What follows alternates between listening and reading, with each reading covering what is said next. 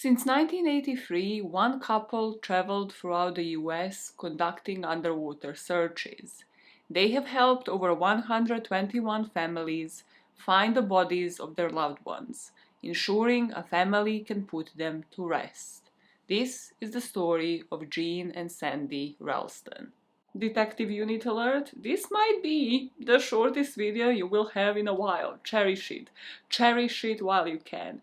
It is purely because the information is kind of limited when it comes to this case. Because it's not really a case, it is a hero story. In my opinion, it is a hero story. I do those rarely on this channel. I can only remember doing one, to be fair.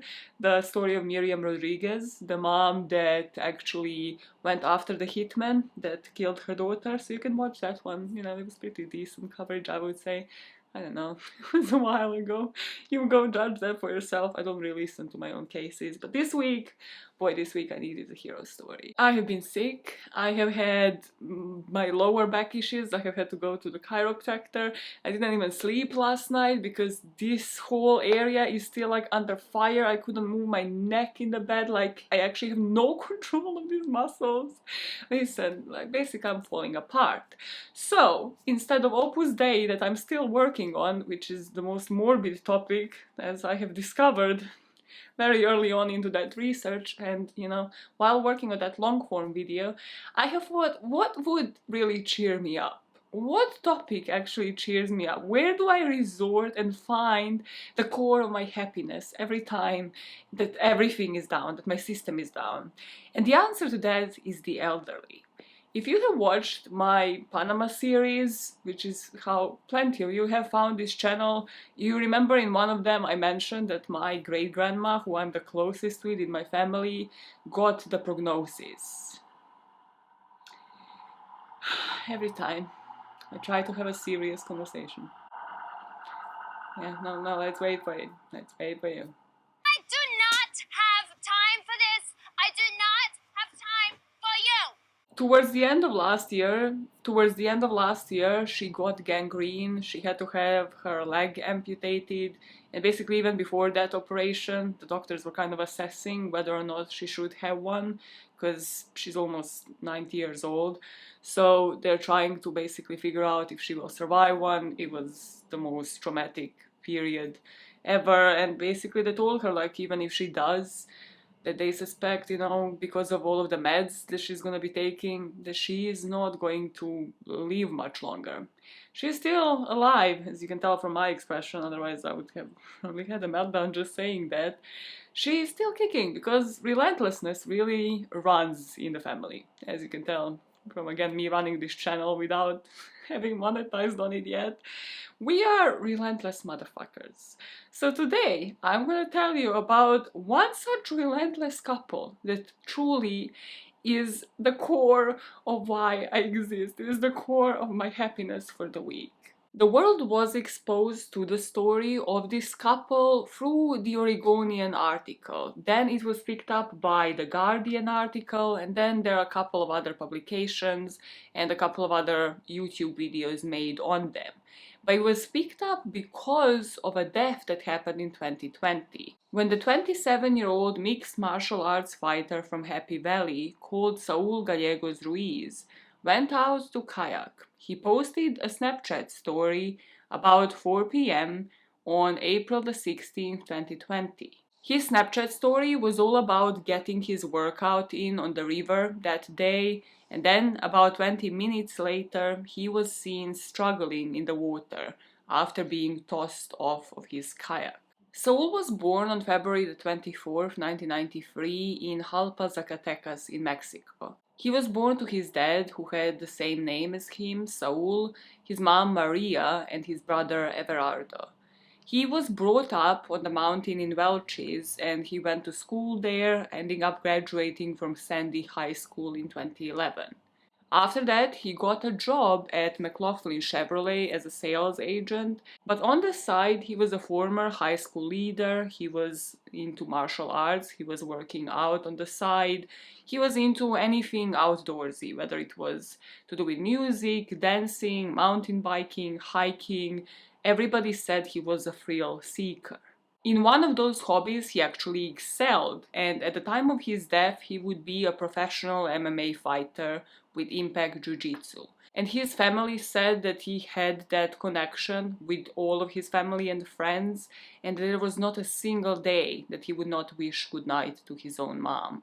And just like the couple that we are talking about today, Saul had his own relentless streak going on. In 2018, he participated in his first professional MMA match, and he defeated his opponent in about 11 seconds. His coach at Impact Jiu-Jitsu said that Saul was the hardest working kid in the room, but he was also the most polite kid in the room. You could never get him to quit. He was the first one there and the last one to go. I've known him for 8 years. He's one of the best athletes I've ever coached. And one day, he went kayaking, and he didn't know that he will be leaving behind his parents and his own brother. And another thing that he didn't know was that a couple named Sandy and Jean Ralston will be called in. The Ralstons at the time were based in Idaho, but they traveled all the way to Oregon to help with the search at the request of the Gallegos Ruiz's family. Everybody said that Gene Ralston was the guy to go to, and his wife Sandy. He said he needed to survey what was going on and the channel there and where we think he went down. And he said if he thinks he can help, he'll come out. And he called me that next morning and said he was covered. We had an image of him in the first 18 minutes, I think it was.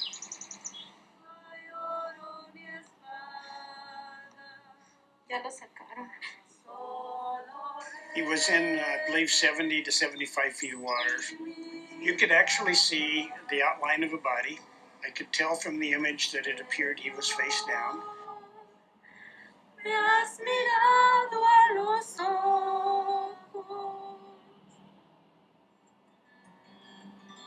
By this point, it had been over a week since Saul flipped over that kayak that the Ralstons have been called, and the day that they have found him had also been Jean Ralston's 75th birthday.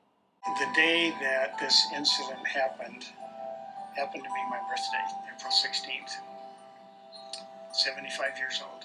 My body is telling me that, yes, we need to slow down. We need to think about not putting yourself through all of this, the mental stress and physical stress. But my heart and mind says you can't say no.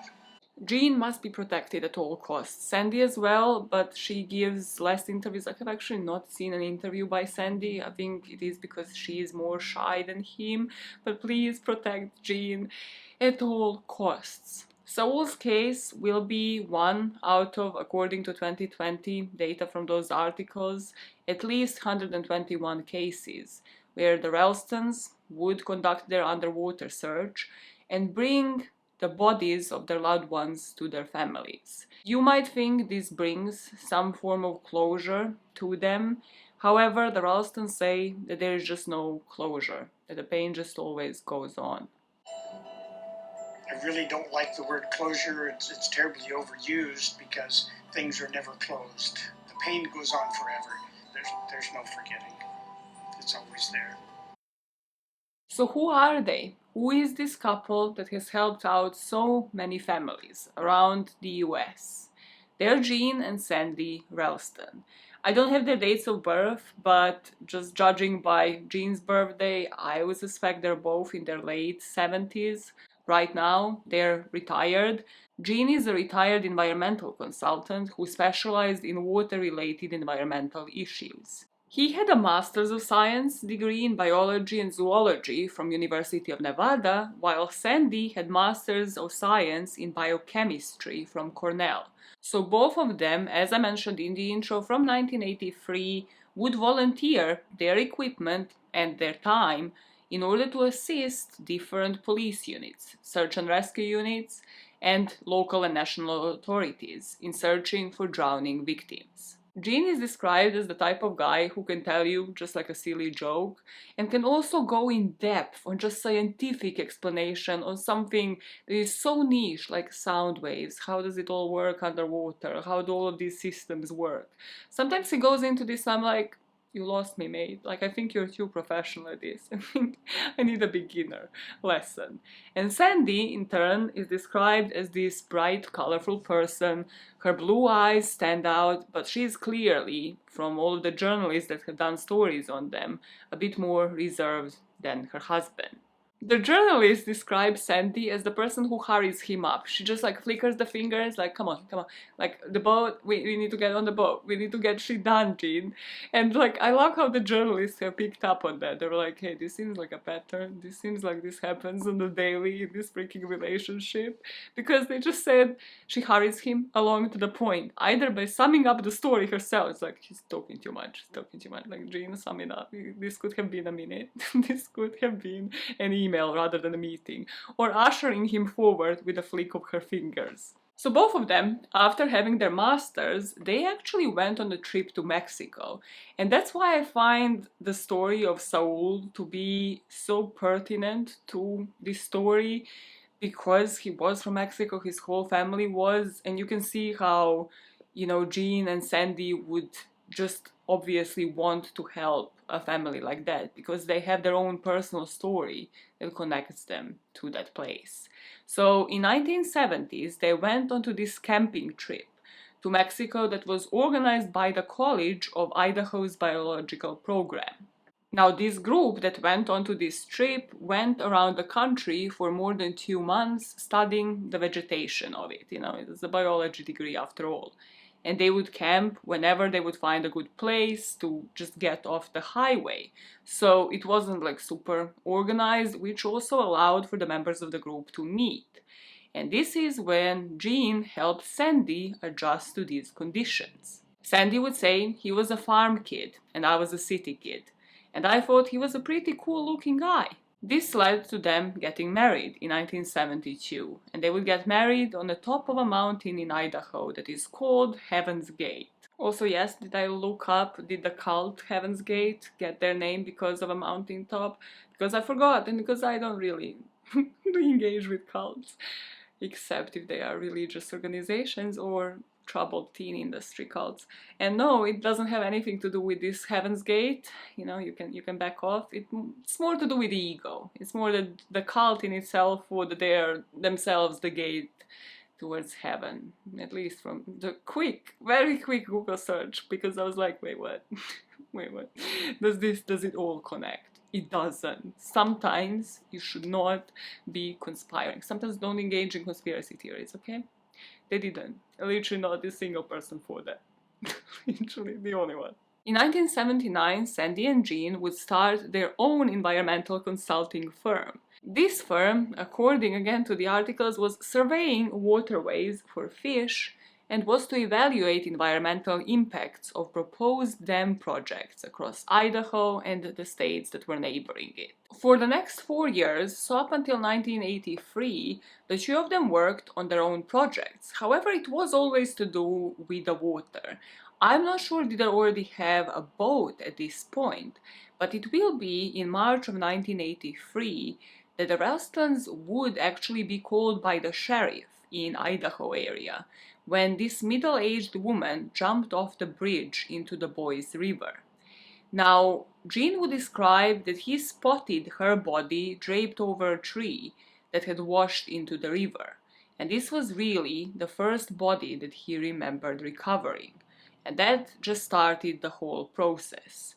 So let me know if I'm missing out on some information here, if there are any young YouTubing Ralstons, you know, if there's like the granddaughters and the grandsons of the Sandy and Jean. I would flip a stage. I would actually cry.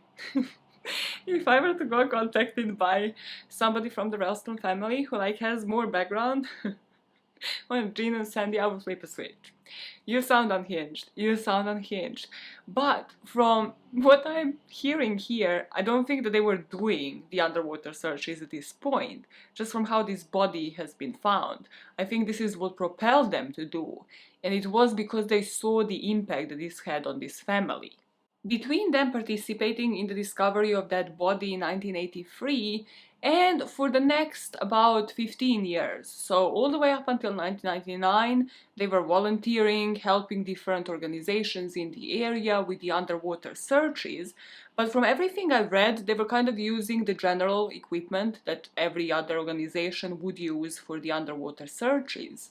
And then in 1999, they participated in a search that introduced them to this specialized equipment, something that is called the side scan sonar. Jean, who I thought would describe this in a scientific terms that I would never be able to understand, actually described it pretty well, summarizing this as the sonar that uses sound in order to create images of things that are in the water. So think about like medical ultrasound. Think about going, I don't know, to, as a pregnant woman, going to have your ultrasound and then, you know, it just a different kind of method. It just works underwater, but the principle is the same. From the videos that I'm about to play, you will see something that's called the transducer. It's this kind of like long pipe that is lowered into the depths. And this is what generates a beam of sound. And then objects along the bottom of the body of water kind of reflect back that wave. Up nothing. This is called a towfish, and it has the transducers for the sonar inside, this black through these windows. A system like this today, including the boat and everything we have on board, would probably run around $275,000 ballpark. Something that not every department can provide. Well, that's true. The technology is dropped down 10 to 15 feet above the riverbed. And then the software that they have on the boat, like a little dashboard, converts that side view into the digital image, kind of like a plain view of what is actually going on underwater. We use side scan sonar, which uses sound to create images of things in the water. Any object that has some height to it, laying on the bottom, will create a shadow. Software converts it into a plan view, like an aerial view, like we're looking straight down on it. Most of the agencies have side view sonar, but it's not quite the same thing in that the transducer is mounted on the hull. We've found people after as much as 29 years. All we ask for is to recover our expenses. We don't charge a daily fee. A lot of the families that we've helped stay in contact with us. Many become extended family, and it's heartwarming. It really means something to us. Did you see Sandy being all shy when hugging these people? I just want to hug her so badly. I just want to hug both of them and tell them everything is going to be okay. There's not going to be any more drownings ever. And their job can be made redundant, and so can mine. And we can never speak about true crime ever because it's so heart-wrenching that these people who are in their 70s want to do this. I want to say have to do this, but they don't have to do this. They want to do this. So, how this really works on the boat, now that you kind of know of the system, basically there's either the side view sonar or the aerial view, and this is the one that the Ralstons prefer.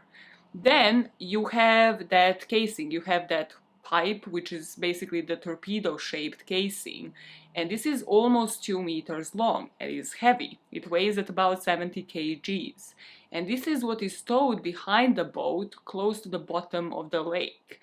Then the GPS, so basically differential GPS, the one that works underwater, is the system that is used to guide the towing vessel along the search lines and to identify the location at any point on that side scan image.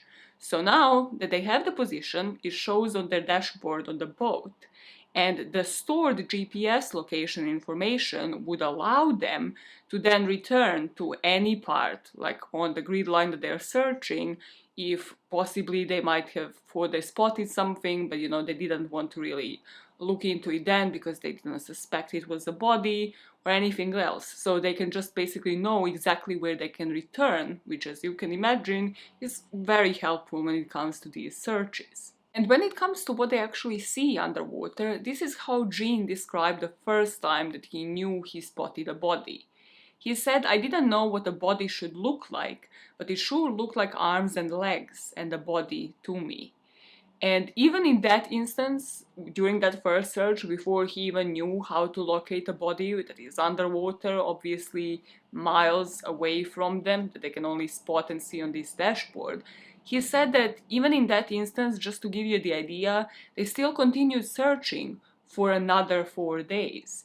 And because, again, there was that GPS system, they managed to return to it and be like, okay, I think this was it. And this, according to the Ralstons, can be because what they technically see is a shadow. And they're just trying from the shape of that shadow to figure out, is there enough basis for them to actually go into the water, for them to actually try to pull their body out, to get the searchers and the divers to look into that area.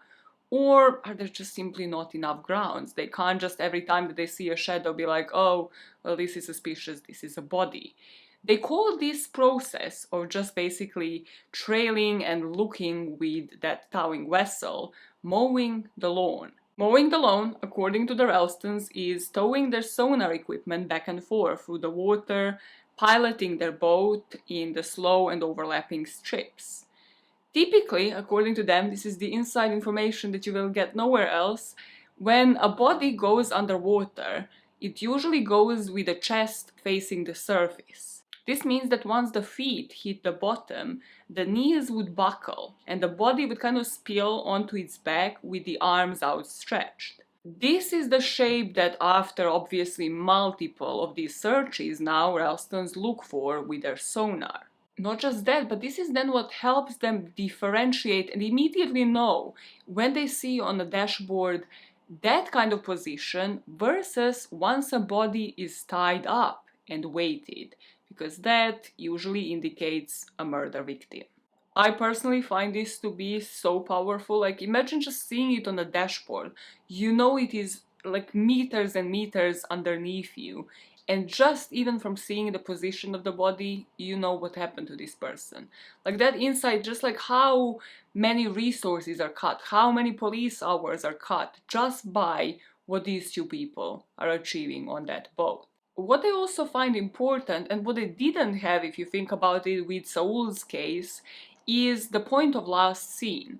So usually they find it very helpful when somebody can tell them, okay, this is where the person, I don't know, embarked on their own boat, on their own kayak, this is where they went into the water. Because by the rule of thumb, the person will sink to the bottom of the lake within the radius that is equal to the depth of the water.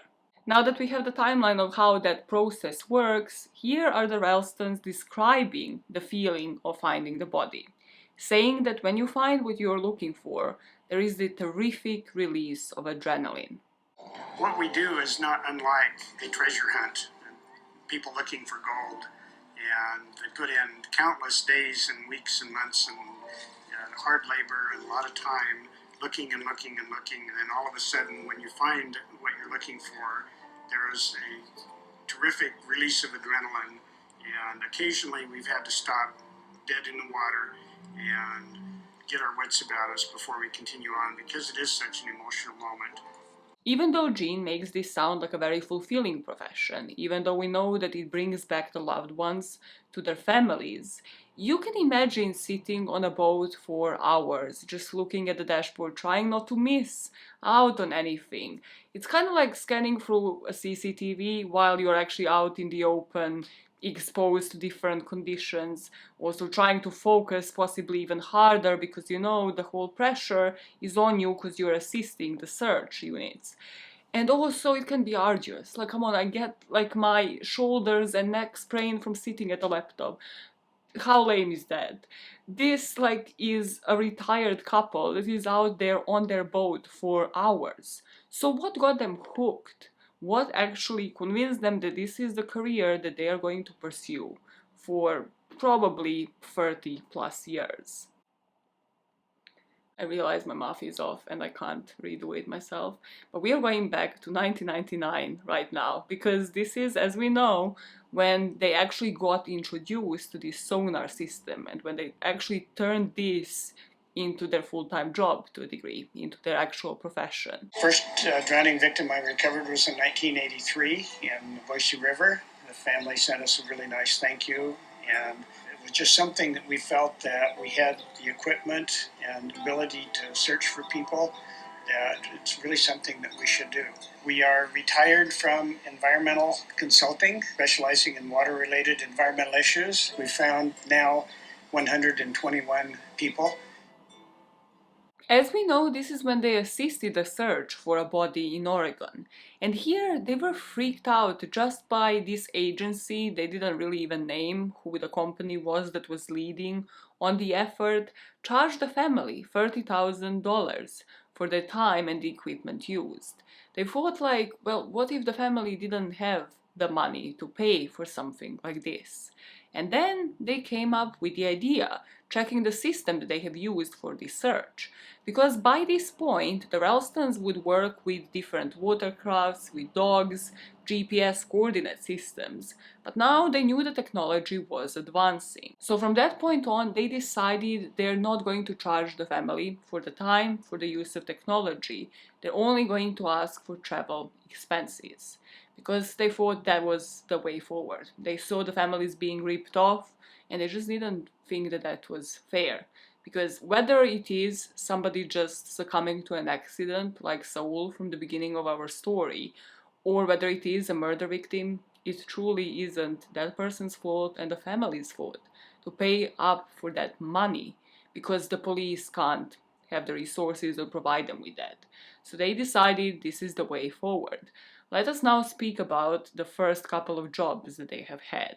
There is limited information on this online, so we are going to focus on the first case once they purchase the equipment, and then their first homicide case, because I feel they're the most covered ones out there. Everything else is kind of like a byline, a snippet, and like, oh yeah, they worked for NASA, and you're like, you didn't think we need more information on that? Like, the fuck?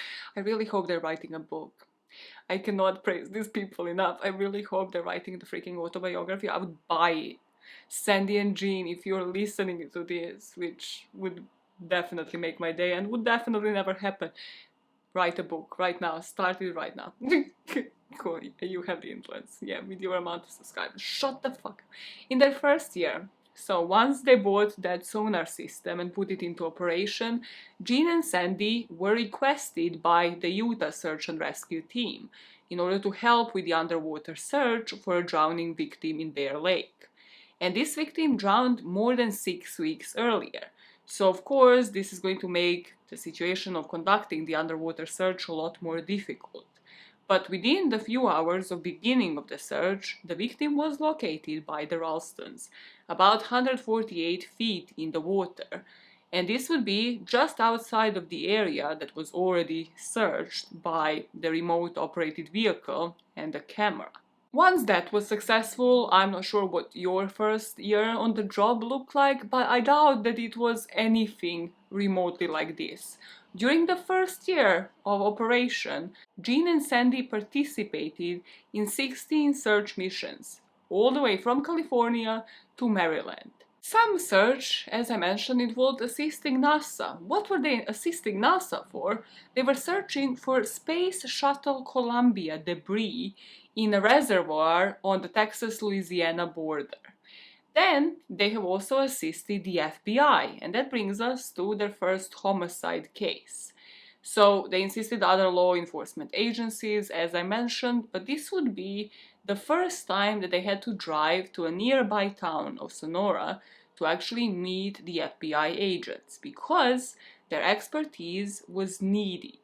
This is the exact moment in the story where I would be like, I'm not getting paid to be Michelle, let alone Beyonce, so you gotta raise that pay grade. But the Ralstons are better people than me, so they don't do this. Why am I saying this? Because the case that the FBI needed them for included 4 murder victims. So once the Ralstons joined the FBI unit, they went to, I don't know, the Quantico, whatever, based solely on the TV shows that I have watched, that is where I think the FBI HQ is. They went into the offices and they have told them, the FBI agents there have told them that they were working on a series of kidnappings for ransom that have now turned into murders. And they're like, okay, sick, yeah, put us on a freaking boat, why are we here? The FBI had to warn them that the families of the 4 victims actually wired the money, so they have paid for ransom, and this was transferred to a bank in Dubai. The bodies of victims were thought to be lying at the bottom of the reservoir just east of Yosemite National Park, and the killers were possibly connected to the Russian mafia. So no pressure, but this search has to be conducted quickly for us to actually confirm that the victims have died and then tie them back to their killers. Gene Ralston, because he was a smart man, this is why we love you, Gene, he picked up on this, right? Because why are they getting the inside information, how dangerous these killers might be? They're usually not being briefed in the HQ of freaking FBI, they're usually just being called and they're at the riverbed, they're about to go onto their boat and search for these people. So he actually called his cousin, who was a retired FBI agent. You see, if this cousin is watching the video, you're the first person I want to speak with. Cool. And the cousin told him that the Russians weren't really into murdering people, so they didn't really have to worry about them doing any retaliation if they were to go ahead with a search.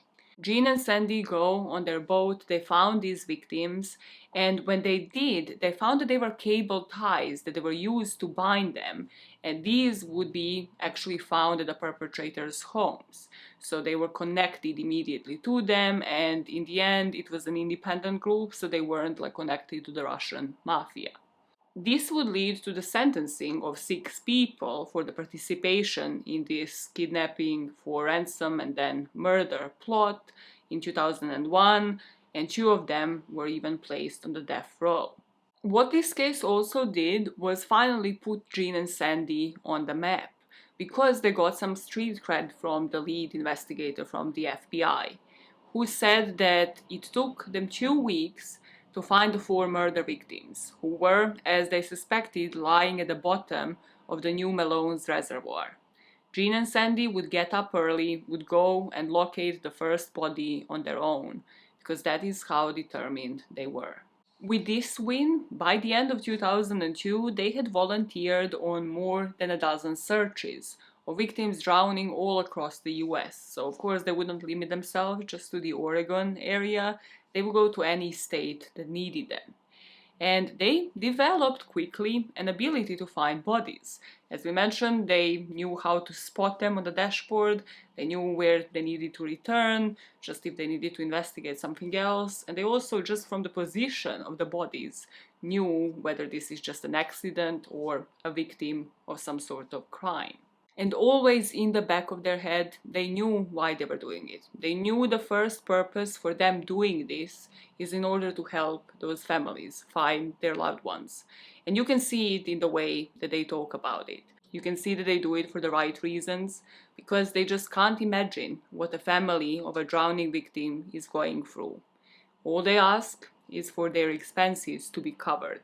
And if somebody was to be paying them loads for what they're doing, then Gene says that that would be buying away from the warm feeling that they get, because in the back of their head they would know they're getting money for it, and that was never the goal.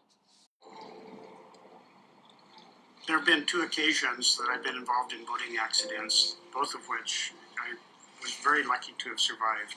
And I can't imagine what it would be like to a family to lose someone to a drowning accident and not be able to find them. And no one is willing to help search for them. Ever since I was little, I had compassion to help other people. And I guess that has followed through in my adult years in helping people. It's very difficult to describe the feeling. It's not about money. We don't do this for money. All we ask is that our expenses be recovered. If someone were to offer to pay us a lot of money to do what we do, they would be buying that warm feeling away from us, and it's not for sale. And whether it is the divine guidance or anything else, they offer families a reunion with their loved one, even if it isn't the reunion that they wished for. Here I was thinking that I chose the light topic for the day, and here the topic is eating away at my soul. So why are they needed? We spoke a bit about what they do, how they do it, and the reasons behind it.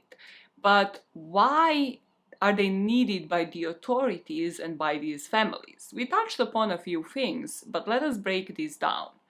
This is a fact, it's definitely not a fun fact, it's the most morbid freaking fact, one of the more morbid ones in this episode, but 10 people drown daily in the US, according to the Centers for Disease Control and Prevention. This can be in lakes, in swimming pools, in the ocean, in the rivers, in basically bodies of water, anywhere. Men also drown much more frequently than women. And in Canada, 8 out of 10 fatal drownings are men. As you can imagine, the bodies sometimes do surface on their own, but this depends on the pollution, like this depends on the water, and also it depends whether or not any foul play had happened, whether or not this person has any restraints on them, keeping them at the bottom of that body of water.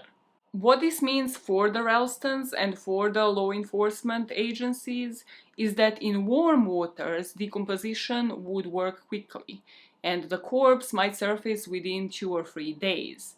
But the cold waters would slow that decay down, and people who drown in the deep bodies of water, think like 30 meters and below that, may never come to the surface, and this is when Ralstons come in.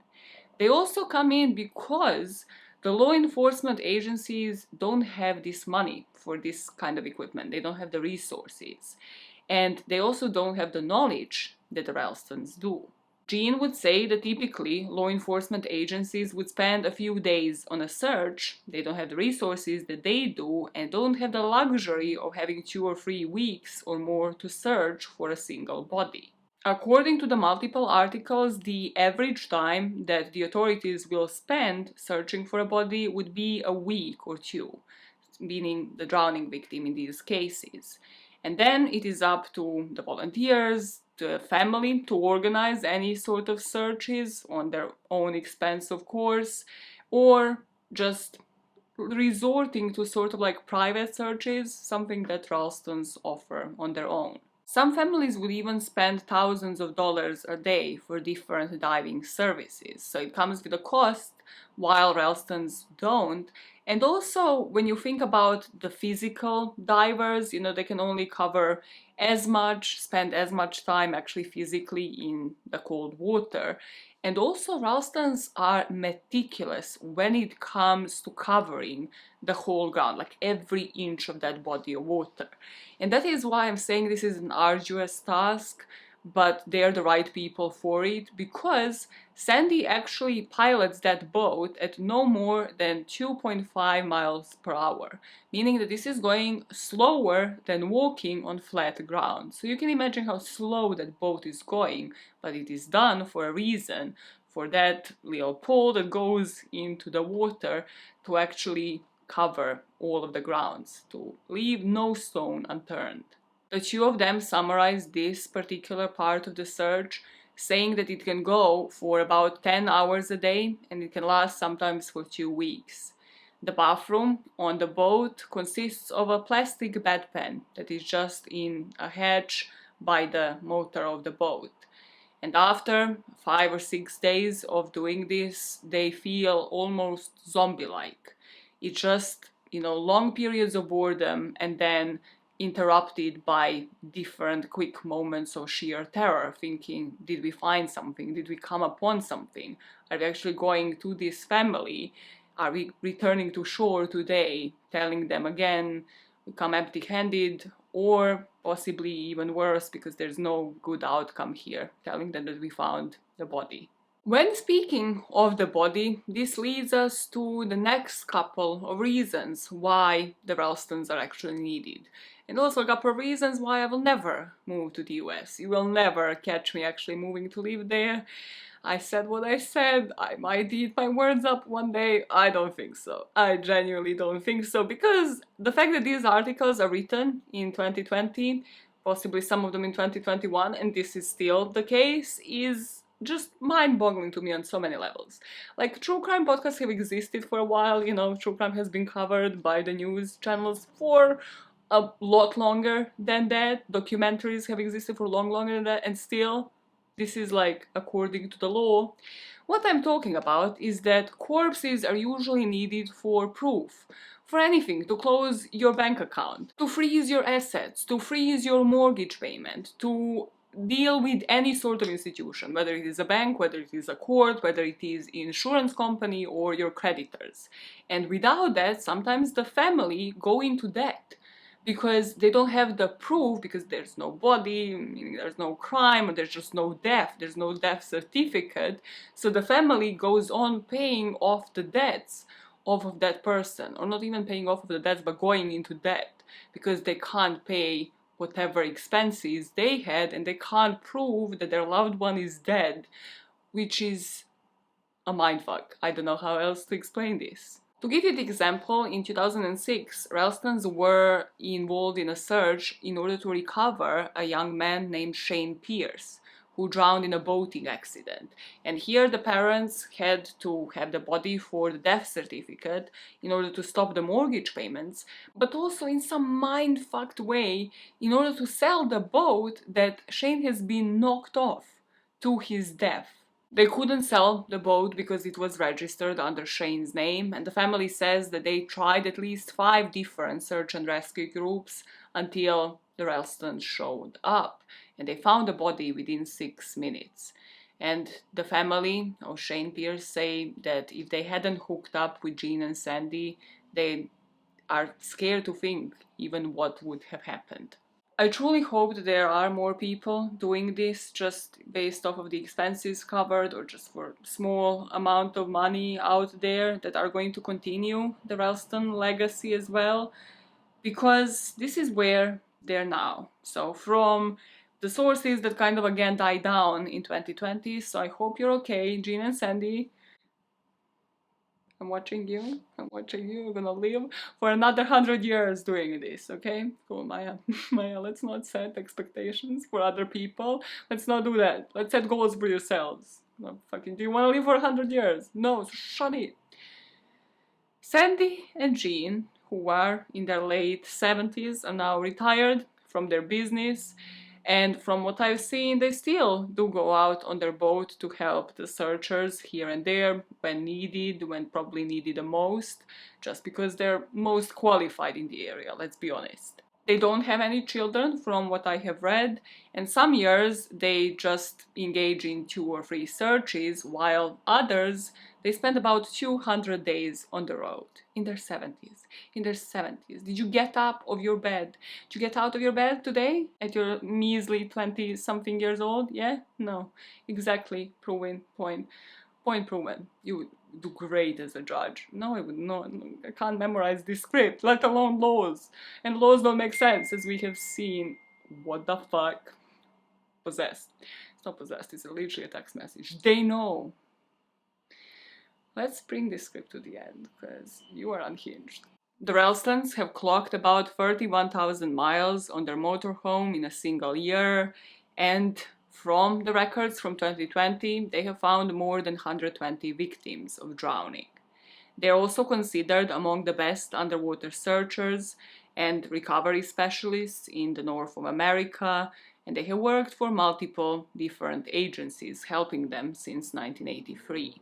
Now, the legacy for the Ralstons isn't about a rescue mission. When the phone in their household rings, it is sometimes law enforcement agencies, but usually it is a family member of a missing person. Somebody reaching out after the official searches have been called off. This takes an emotional toll, because by the time that Ralstons even reach that body of water and even speak with the family, nobody expects that missing person to be found alive. So as this article concludes, what Jean and Sandy offer is not the hope of rescue, but the solace of closure. They have spent years crisscrossing North America in the service of grief. Let us close this one off with the family members, with their testimonials about the Ralstons. I hope it was as heavy as it was for me, but it kind of like cleansed your soul that there are people like this in the world doing it for all the right reasons. And I shall be seeing you next week when we cover Opus Dei, after which I will be reading a book for another multi-parter. And you know how excited that shit gets me. You know it. You know it. So share the word on the Ralstons, and then share the world of this YouTube channel online, because I'm covering topics that people don't really talk about, and sometimes they really should be. Sometimes you gotta worship the heroes, you gotta worship people who live this life in all the right ways and do things for the right reasons, because there's not that many of them. There's not that many of them. And go, if you have a great grandparent or great parent, go hug the shit out of them right the fuck now, okay? Ending that a bit more aggressively than we intended, Maya. Cool. I should be seeing you guys next week. Bye. Bye. It's always bittersweet to meet Jean and Sandy out here. He's like a family too. The connection, like a family. Yeah, to all these people too. That he did a dive off of the top deck of the pontoon boat.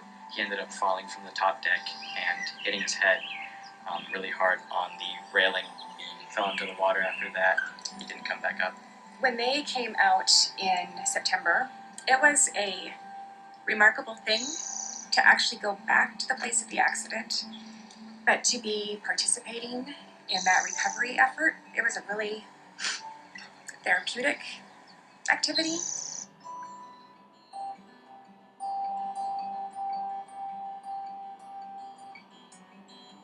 They put their heart and soul into doing this for families, and when you are the family in need of their help, you can feel that. It's bittersweet, you know. I'm so glad that we got to bring him home, but it also brings a sense of realism, and it brings a sense of, you know, it just hits you heavier. I really don't like the word closure. It's terribly overused because things are never closed. The pain goes on forever. There's no forgetting. It's always there.